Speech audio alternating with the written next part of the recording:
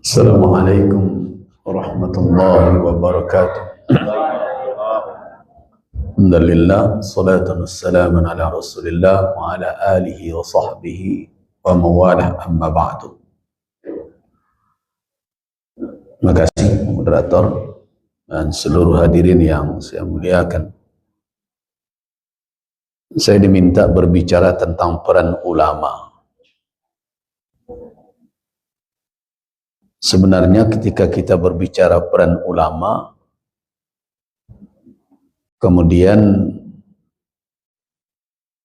kita tempatkan dia pada salah satu dari pemangku adat, baik orang Ampek Jinih yang tadi sudah dibicarakan Mbak Datuk, mulai dari Pengulu, Manti, Malin dan Dubalang. Salah satunya tentu identiknya nanti dengan Malin. Atau kita kaitkan orang Jinih nan Ampek, tadi orang Ampek Jinih yang beliau sebut tadi, Malin, Manti, Dubalang dan Pengulu. Sedangkan orang Jinih nan Ampek adalah Qadi, Imam, Khatib dan Bilal. Sebenarnya tidaklah terlalu identik, karena keulamaan itu bukan pangkat seperti yang dikatakan tadi. Walaupun orang Jinih nan Ampek itu mesti ulama dengan kapasitas yang tentu berbeda-beda. Ada qadi yang pakar dalam perkara hukum, ada imam yang memang itu bertugas untuk menjadi imam di Masjid Gadang atau Surau Negari. Begitu juga Bilal yang bertugas untuk menjadi penyambung lidah. Kemudian ditambah dengan khatib yang memang bertugas memberikan penerangan. Tetapi apakah keulamaan terbatas pada pangkat? Tidak. Jadi karena itu ketika kita berbicara peran ulama di dalam konsep Minangkabau, jangan dibatasi pada pangkat yang 4 pada orang Jinih nan Ampek atau 1 pada orang Ampek Jinih, yaitu Malin. Kenapa? Karena pada hakikatnya pemimpin Minangkabau itu secara idealnya adalah ulama. Tadi kan saya walaupun terlambat datang, seorang Pengulu itu bukan berarti dia tidak alim. Walaupun kenyataannya banyak Pengulu yang tidak ngerti agama gini. Kenapa demikian? Karena syarat menjadi Pengulu itu memakai sifat nan Ampek. Dan sifat nan Ampek itu diambil oleh adat dari apa yang menjadi keyakinan kita, yaitu orang nan memakai 4 sifat Nabi, mulai dari siddiq, amanah, qatanah dan tabligh. Jadi heran sekali kalau saya katakan hari ini bahwa keulamaan itu terbatas pada Malin dalam orang Ampek Jinih dan terbatas pada orang Jinih nan Ampek. Nah, itu saya kurang sependapat kalau keulamaan dibatasi itu. Keulamaan harus menjadi pakaian bagi seluruh pemangku adat dan tokoh masyarakat di Minangkabau. Walaupun nanti usik jalo kumpulan ikannya adalah kepada yang 5 tadi itu. Malin pada orang Ampek Jinih dan 4 orang yang ada di dalam orang Jinih nan Ampek. Orang Jinih nan Ampek ini kadang konsep masing-masing negarinya berbeda-beda. Ada orang Jinih nan Ampek itu nyuhado di dalam negari, tidak ada di dalam kaum. Karena kaum atau suku sudah lahado Malinnya. Tapi ada di berbagai negari orang Jinih nan Ampek itu malah boleh dikatakan pembantu dari Malin di dalam kaum. Di 2 kategori. Nah, 2 model ini bisa kita katakan adalah implementasi dari baiat atau sumpah sakti Bukit Merapalam. Tetapi sayang, kelanjutan dari sumpah sakti Bukit Merapalam itu tidak kita lihat. Sehingga kalau kita periksa negari-negari yang ada di Sumatera Barat hari ini, tidak berapa negari lagi yang tersisa orang jininan nampe itu. Nah, berarti kalau demikian adanya, orang Minangkabau sebenarnya durako ke Sumpah Sakti Bukit Marapalam. Akibatnya, naudzubillahi min dzalik. So, orang Minang hobi sekali bersumpah seperti mubahalah. Walaupun semestinya tidak perlu. Nenek mamak ketika dilewakan, bersumpah seperti mubahalah. Apa bersumpah seperti mubahalah? Itu diiringi dengan kutuk dan laknat. Semestinya tidak perlu. Cuma kalau saya katakan robahlah itu, nenek mamak marah pula itu. Walaupun babannya nyon ke Menangguang. Kenapa saya katakan mubahalah seperti itu, sumpah itu kalau terjadi khusumat pertikaian. Tapi kalau tidak terjadi pertikaian, sebenarnya tidak perlu diturunkan. Akan tekanai kutuk bagai kata yang tidak berpucuk ke bawah, tidak baurek di tengah, digirik kumbang. Itu mencari penyakit kalau menurut ambo. So, sumpah yang seperti itu perlu dilakukan kalau terjadi khusumat. Nah, coba lihat, saya ingin slide terakhir, saya mulai dari yang terakhir aja. Nah, ini. Awas, Sumpah Sakti Bukit Marapalam itu adalah mubahalah. Kenapa? Karena di ujung dari Sumpah Sakti itu, siapa yang melanggar akan mendapat kutukan. Mubahalah itu sumpah saling laknat, yang di dalam syariat Islam dilakukan oleh dua pihak yang berseteru setelah upaya pembuktian lain tidak berhasil. Dan konsekuensinya sangatlah berat, bisa berupa azab atau bencana, dan hanya dilakukan dalam kondisi ekstrim.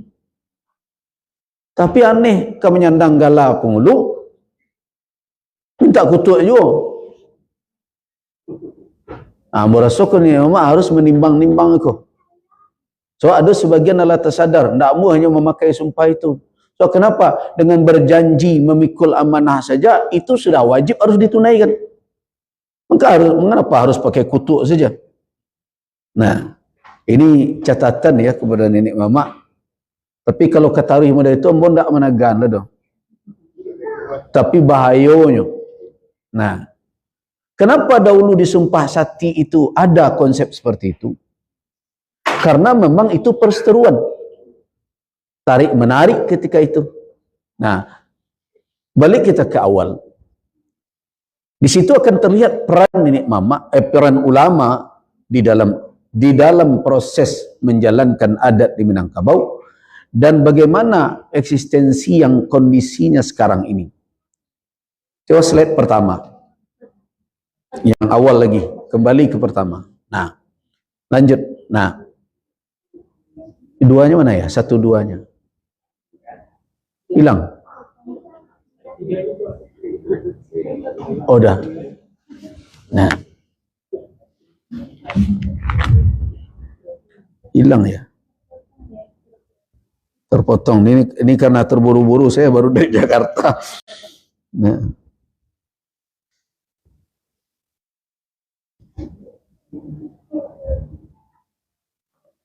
Oh ya, terpotong. Sebentar. Nah, jadi ketika kita berbicara tentang peran ulama, semestinya kita berbicara tentang apa? Tentang konsep. Dari situlah kita bisa melihat apakah peran itu berjalan, terpinggirkan, atau terabaikan. Nah, kalau kita perhatikan proses, kalau disebut dengan penyatuan adat dan syarak di Minangkabau, Majelis Ulama Indonesia Sumatera Barat memandang bahwa ada 4 fase sampai hari ini. Fase yang pertama adalah Islam masuk, orang Minangkabau telah memiliki tatanan yang mengatur kehidupan sosial mereka. Dan itu tidak ada yang istimewa. Kenapa tidak ada istimewa? Dari sisi kondisional itu. Karena kemanapun Islam masuk, bertemu dengan seperti itu. Jadi awak aja menganggap istimewa terus. Kadang bantu kata dalam tempurung awak jadinya. Kemanapun Islam masuk, mau masuk ke Minangkabau, mau masuk ke Jawa, mau masuk ke Rusia, mau masuk ke Eropa, dia bertemu dengan masyarakat dengan telah memiliki tatanan peradaban. Terlepas nanti kita menilai tinggi, rendah, maju, Itu terlepaslah. Sebab Islam tidak akan bertemu dengan ruang hampa. Itu realita. Kenapa demikian? Karena Islam itu risalah terakhir. Sebelum Islam sudah banyak risalah dari langit, risalah samawiyah, agama yang dibawa oleh para nabi. Sedikit banyak akan singgah mengatur tatanan kehidupan manusia. Jadi jangan dikatakan bahwa Islam itu bertemu orang tak ngerti apa-apa, kemudian datang dia mengatur, tidak begitu. Jangankan negari luar, Makkah saja sudah punya tatanan. Walaupun kita sebut mereka jahiliyah, tapi mereka telah punya sistem. Mereka juga punya gedung dewan seperti kita sekarang, yang mereka sebut Darun Nadwah. Mereka juga punya struktur kepemimpinan. Karena itu mereka tahu dengan posisi Abu Jahal dan lain-lain. Karena itu dia bisa mempengaruhi masyarakat Makkah untuk berhadapan dengan Nabi. Mereka punya pula pimpinan-pimpinan, pemegang bendera siapa, pemegang kunci Masjidil Haram siapa. Semuanya lengkap. Nah, jadi ketika Islam masuk ke ranah Minang, orang Minang tidak perlu mengatakan, oh kamilah berbudaya. Seluruh orang berbudaya ketika Islam masuk. Jadi wak calik nanti keistimewaan wak tu di ma, supaya wak jam menapuk dado terus. Nah, ketika Islam masuk, di antara keunikan orang Minangkabau yang sampai hari ini, saya rasa beberapa sejarawan sampai hari ini belum bisa memastikan agama orang Minang tu sebelum Islam masuk apa. Kalau agama di Tiawarman jaleh. Tapi agama orang Minangkabau masih banyak pertanyaan. Ada mengatakan Buddha, ada katakan Hindu, ada malah yang mengatakan sudah bertauhid. Kenapa? Karena orang Minang cok menyebut dan satu. Nah, makanya ada dalam pituanya, kemenakan berajuk ke mamak, mamak berajuk kamu pakai berajuk kanan bana, enam bana berdiri sendirinya. Nah, orang Minang langsung mengecen wak syarahkan kanan satu. Ada yang mengatakan kalimat-kalimat seperti itu telah ada sebelum Islam datang. Tapi jawabannya wallahu a'lam. Karena itu adat Minangkabau, kalau kita telusuri, mungkin 98% dari pituah-pituah adat itu hanya mengatur tatanan sosial. Tidak masuk kerana akidah dan keyakinan. Coba dicari. Jadi tidak masuk kerana akidah, kerana keyakinan. Jadi karena itu sulit untuk menetapkan sebenarnya agama orang Minang sebelum Islam itu apa. Kalau agama di Tiawarman jaleh, tapi orang Minang punya karakter yang berbeda. Rajo lain, dari bawah lain pula. Karena orang Minang tidak memiliki seperti karakter orang lain. Ba'a rajo, serupa itu rakyatnya. Tidak. Karena itu orang mengakui bahwa di Minangkabau tidak berlaku yang namakan monarki absolut. Karena itu sampai kini paina wak kapagauruyang ke mana-mana, lai ada ndak peninggalan yang dikatakan singasana rajo. Ndak ada dah. Kenapa? Rajo di Minangkabau ndak singasananya duduk lantai isinya. Nah, karena itu tidak dikenal. Nah, dengan demikian berarti yang menonjol pada adat Minangkabau sebelum Islam adalah tatanan sosial. Nah, di sini baru kita bisa melihat ada keunggulan dari nenek moyang orang Minangkabau. Mereka pandai menata tatanan masyarakat, tetapi kemana mereka merujuk? Kepada alam. Kenapa alam? Karena mereka melihat keharmonisan alam ini bisa menjadi pedoman, dijadikan guru untuk menata kehidupan mereka. Alam tekambang jadi kaguru. Nah, mungkin berbeda nanti jadi guru jadi kaguru. Nah, kalau jadi kaguru berarti bukan alam itu yang guru, tapi dijadikan sebagai corang, sebagai paparan, dari situ orang mengambil. Nah, kenapa? Karena orang Minang meyakini bahwa alam ini tidak terjadi sendirinya. Jadi guru nan utama sebenarnya orang Minangkabau pencipta alam semesta. Tapi nan kagurunya adalah alam yang tercipta. Nah, kemudian dari situ kita bisa melihat ada kearifan yang cukup mendalam. Apa alat yang mereka pakai untuk menyimpulkan keharmonisan itu? Ada dua. Yang pertama raso, yang kedua pareso. Tetapi tidak boleh berjalan sendiri. Jadi kearifan itu didapat karena dua potensi untuk menganalisa alam tekambang tadi berjalan seiring sejalan. Nah, Atau orang Minang mengecekkan adalah bapilin bakulindan dia kedua ini baru dia melahirkan kearifan. Karena itu mereka mengatakan raso di bawah naik, pareso di bawah turun. Artinya dia berjalan berimbang. Nah makanya kalau kita lihat karakteristik dari ajaran Islam tidak menolak yang dikatakan sunnatullah. Jadi dalam aspek ini bersuolah temuan. Kalau kita katakan temuan, tapi sebagian orang mengatakan bisa jadi orang Minangkabau juga mewarisi dahulu ajaran para nabi yang kita wallahu alam tak tahu.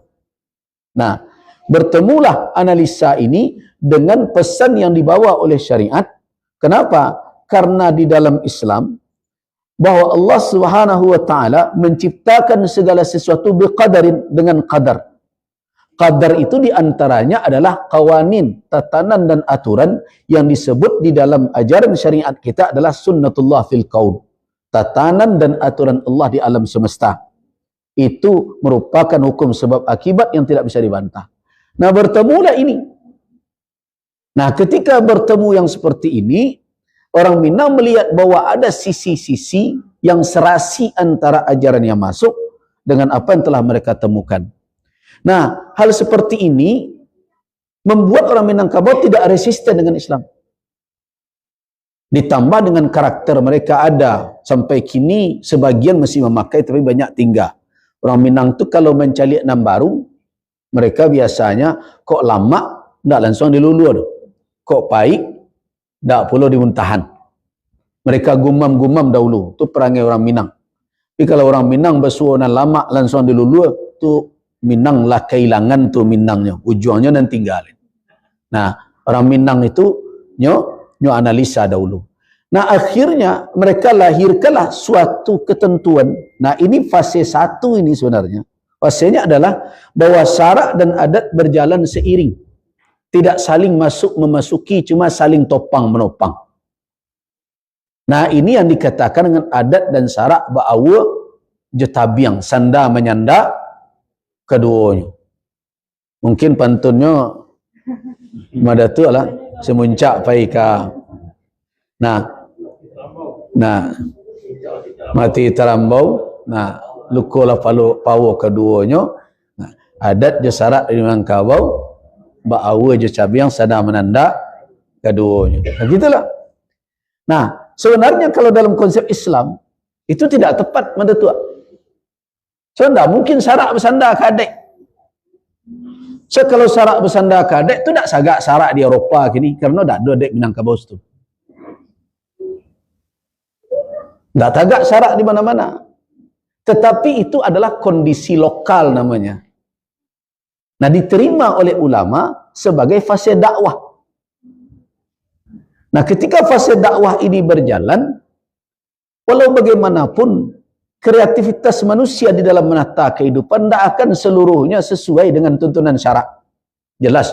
Walaupun masyarakat itu keturunan Nabi sekalipun, ada saja penyimpangannya. Tidak usah kita merasa tersinggung. Kenapa? Di Makkah pun seperti itu. Makkah itu keturunan langsung Nabi Ismail.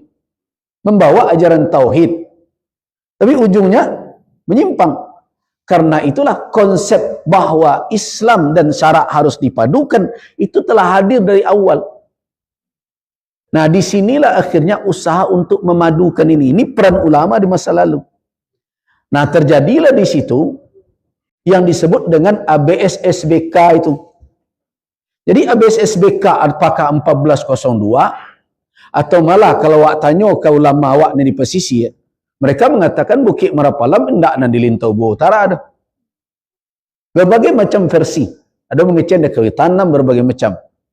Nah, kalau dikatakan ketika Syekh Burhanuddin bertemu dengan Sultan Alif Khalifatullah, saya melihat itu rumit untuk diterima. Kenapa? Timeline waktunya tidak sama.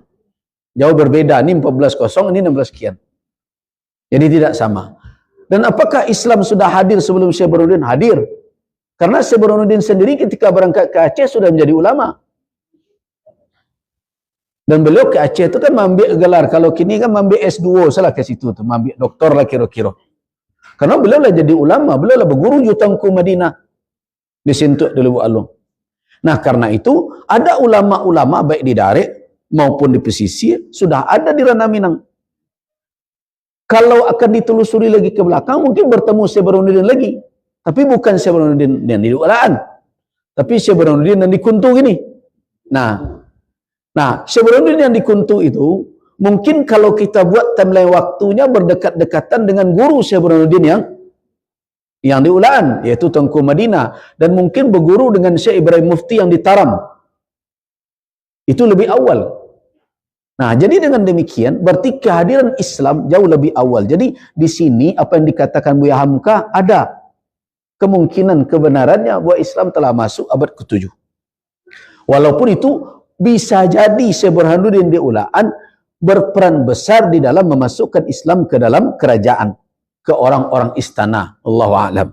Nah, tetapi yang terjadi, kita tidak menemukan dalam catatan Sumpah Sakti terakhir itu ada ABSSBK. Tidak ada. Kalau kita ambil catatan Nyenyek Canduang. Nah, kenapa? Karena catatan tentang ABSSBK seluruhnya itu catatan ulama dan kaum muslimin. Kenapa? Karena seluruhnya pakai ini Mak Datuk Yulizal yang terus menelusuri tambo demi tambo.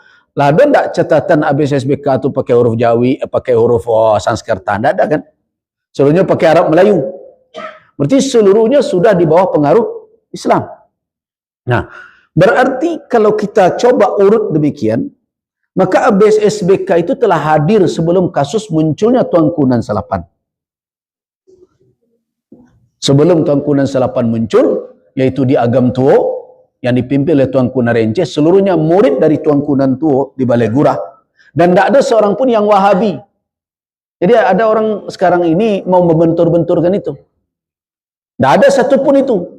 Jadi penggerak pembaharuan di Minangkabau itu tidak perlu dituduh-tuduhkan ke mana-mana. Kenapa? Karena 8 tuanku itu tidak ada seorang pun yang ke Makkah. Tidak ada seorang pun. Yang ke Makkah itu haji SMP itu. Semanit, miskin dan piawang. Tetapi kalau kita orang mau mencari timeline waktunya, ketika 3 haji ini di Makkah, Makkah masih dikuasai oleh para syarif. Belum lagi di dalam kekuasaan Ibnu Saud. Ini perlu diingatkan ya. Karena banyak kita diadu domba perkara ini. Kemudian dikatakan pula ada parang nenek mamak dengan alim ulama, kaum putih dan kaum hitam. Kenapa? Karena akademisi sering hanya memakan tu buku Mangaraja yang berjudul Tuanku Rao itu. Buku itu berapa kali saya ingatkan, jangan dilulu aja buku itu mata-mata lain.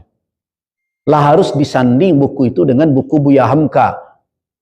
Kata Buya Hamka 80% itu otak gadang, nah lain tak ada dasarnya itu.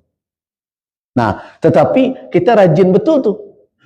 Enggang Mangaraja itu, Tuanku Rao itu kita telan habis-habis. Sehingga disitulah kesimpulan orang padri memperkosa, orang padri begini, orang padri begitu, dan berbagai macam. Sampai kepada disitulah dia mengatakan, saya menganggap buku itu fitnah. Seperti Buya Hamka yang mengatakan fitnah.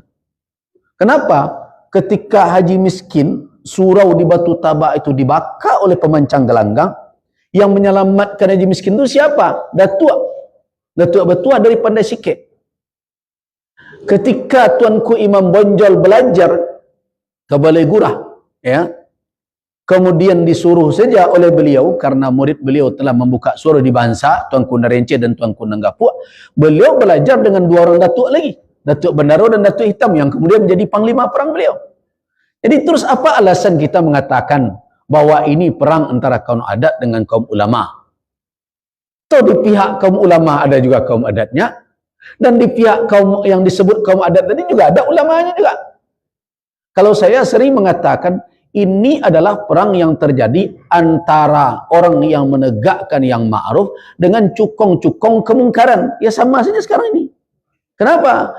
Karena yang melawan dengan ulama itu ya agen candu, agen dadu, agen judi, agen sebuang ayam, yang merasa bahwa tempat-tempat mereka yang dikatakan gelanggang-gelanggang negari, tempat mereka mendapatkan uang di situ, kemaksiatan di situ, mereka mendapatkan itu, mereka merasa terganggu oleh ulama dan nenek mamak. Karena tidak semua nenek mamak setuju hal itu. Nah, Jadi saya berharap narasi-narasi benturan antara kaum adat dan ulama itu ditinjau ulang kembali. Apalagi masuk-masuk pula Wahabi berbagai macam. Itu tidak bisa kita temukan pembenarannya. Itu.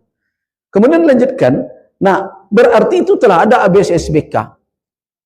Namun ternyata tidak memadukan dua sistem ini. Nah ulama berperan lagi ketika itu. Ini tidak bisa dilanjutkan kalau seperti ini terus. Walaupun kita sudah punya ABS-SBK, tapi yang terjadi apa? Tetap saja. Nan sarak bajanya sarak, nan adek bajanya adek juga.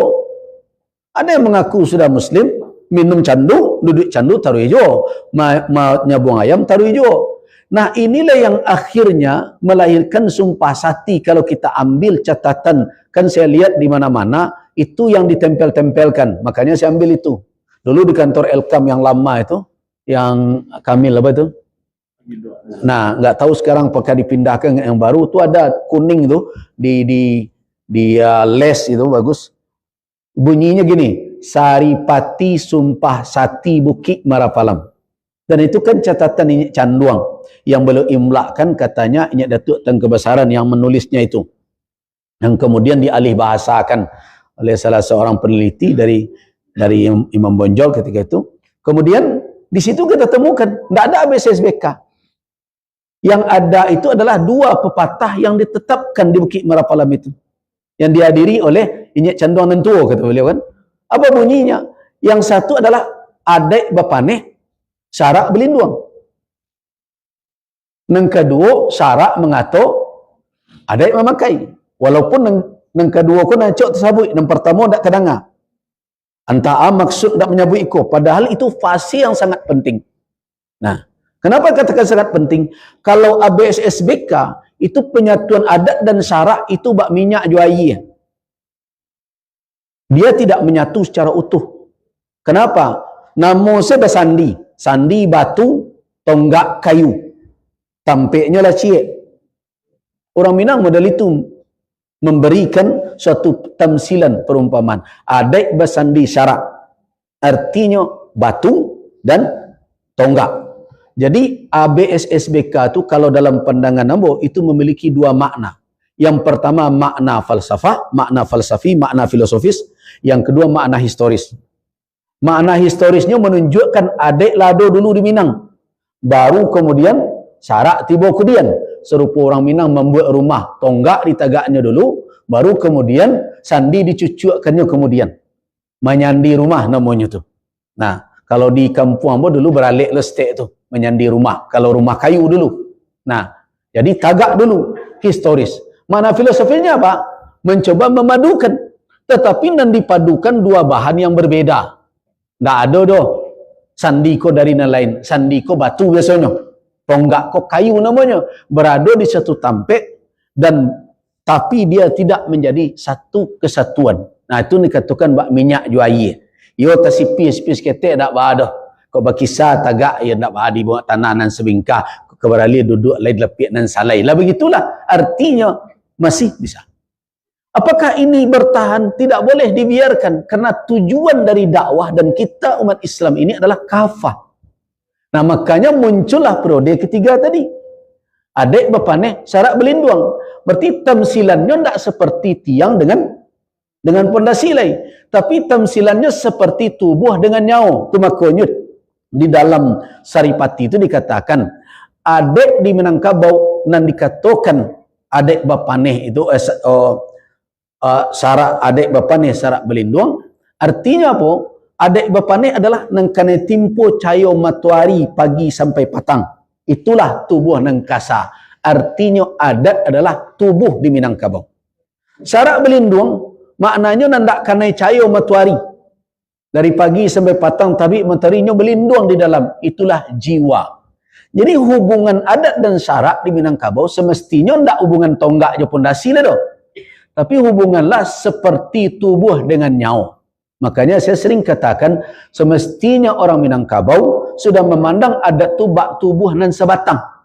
Nah disitulah baru bisa wak masukkan sarak mengatur adat memakai.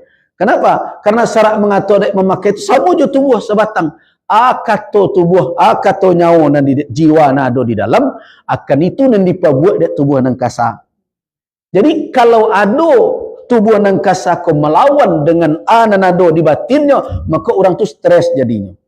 Tanyakanlah ke psikolog. Lain ketuntutan batinnya, lain pula nanya kerajuan. Jadi adat kalau berlawan do sarak tu adat stres namanya. Nah karena itu tidak mungkin dalam konsepnya tidak boleh lagi sarak tinggal di belakang, adai bajanya adai.